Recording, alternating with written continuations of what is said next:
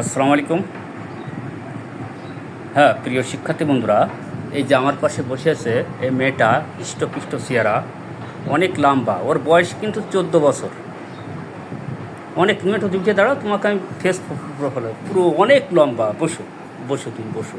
ওনারা আম্মু সাথে আছে, ওনারা আম্মুকে আমি দেখাচ্ছি না। যাই হোক, ইনার ইনার রোগ ছিল মেন্সের প্রবলেম, অর্থাৎ এই মেন্সের যে সমস্যাটা 1 বছর ধরে, না ওনার আম্মু বলুক 1 বছরের বেশি।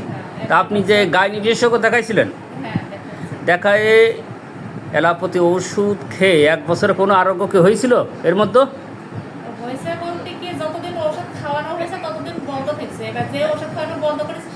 সেই এক কথায় উনি বলতে চাচ্ছে, যখন ওষুধ খাওয়ানোতে অ্যালোপ্যাথি, তখন ওটা বন্ধ থাকতো এবং ওষুধ বাদ দিলেই আবার শুরু হতো।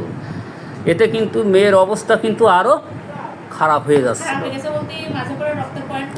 রক্তের পয়েন্টও কমে গিয়েছিল। এমন একটা অবস্থা, অ্যালোপ্যাথি খাইয়ে খাইয়ে খাইয়ে তার মেয়ের রক্ত স্বল্পতা দেখা দিলে তা ওনার মাথা ঘুরে খুবই ক্লান্ত। তারপরে ওষুধ খাওয়া বাদ দিয়ে দিলে আবার সেই মেন্স প্রতিদিন ব্লিডিং হতেই থাকলো। তাহলে অ্যালোপ্যাথি কী ট্রিটমেন্ট দিল? যাই হোক, ওই যে নীলফামারী, ওনার নাম কি, যে রবিউল ভাই, ডাক্তার রবিউল ভাই, উনি আমাকে অনেক রুগী দিয়েছে, মেয়েটু আমার কাছে পাঠিয়েছিল। যাই হোক, আমি পুরোপুরি কেস টেকিং নিয়ে ওনাকে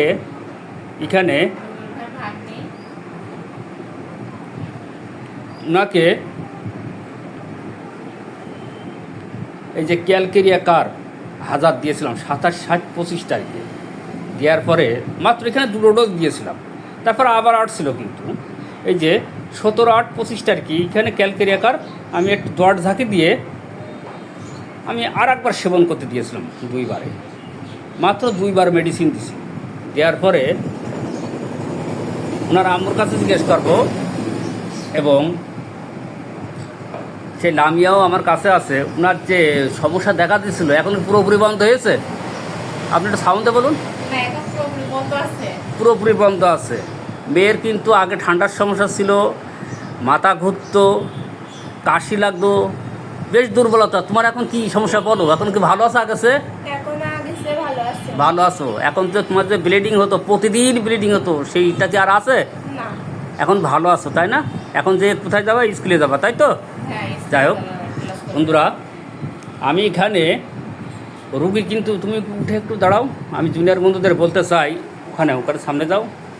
এই যে মেয়েটা বয়স 13-14, কিন্তু অনেকেই মনে করবে রুগীটা দেখে কিন্তু পালসেটিলা গ্রাফাইটিস ক্যালকেরিয়া কার। বুঝো, অনেকেই হয়তো পালসেটিলা দিতেছে, তো যেহেতু মেয়েলি প্রবলেম, মেন্সের সমস্যা, কিন্তু আমি সেটা দিলাম না। অনেকে সিপিআর দিতেছে, তো অনেকে দিতেছে তো কি নেট্টামিওর। আমি কিন্তু পুরোপুরি কেস টেকিং নিয়ে আমাকে ক্যালকেরিয়া কার্বই দিয়েছিলাম। কারণ কি, একটা এই যে হৃষ্টপুষ্ট চেহারা, গলা মাথা, মুখে ঘাম বেশি, আর এখানে প্রচুর ডিম পছন্দ হতো, আর ঠান্ডার সমস্যা কম বেশি লেগেই থাকতো, আর কনস্টিপেশন ছিল। এই কনস্টিপেশনও কিন্তু চলে গেছে। এখন টয়লেট ক্লিয়ার হচ্ছে না? টয়লেটও ক্লিয়ার হচ্ছে। আর ওনার যে মনোভাব স্যাম্পেথেটিক পরিমাণের বেশি। এক কথায় ক্যালকেরিয়া কার্ভের যত লক্ষণ ছিল তার ভিতর কিন্তু ছিল। সেহেতু আমি ওনাকে ক্যালকেরিয়া কার্ভ 1000 দেওয়ার 27 দেওয়ার পরেই কিন্তু ওনার রোগ কিন্তু পুরোপুরি এখন ফুল সুস্থ। আজকে আবার এসেছে ওষুধ নিতে। যেহেতু 17, 8, 25 তারিখে আরেকটা ডোজ দিয়েছিলাম দর ঝাঁকি দিয়ে, আজকে পিএলএক্স, আজকে আরএস প্রয়োগ করব 28 তারিখ, তাই তো? 28, 8। মেয়েটি সুস্থ আছে ইনশাল্লাহ, আর কোনো সমস্যা থাকবে না। ধন্যবাদ।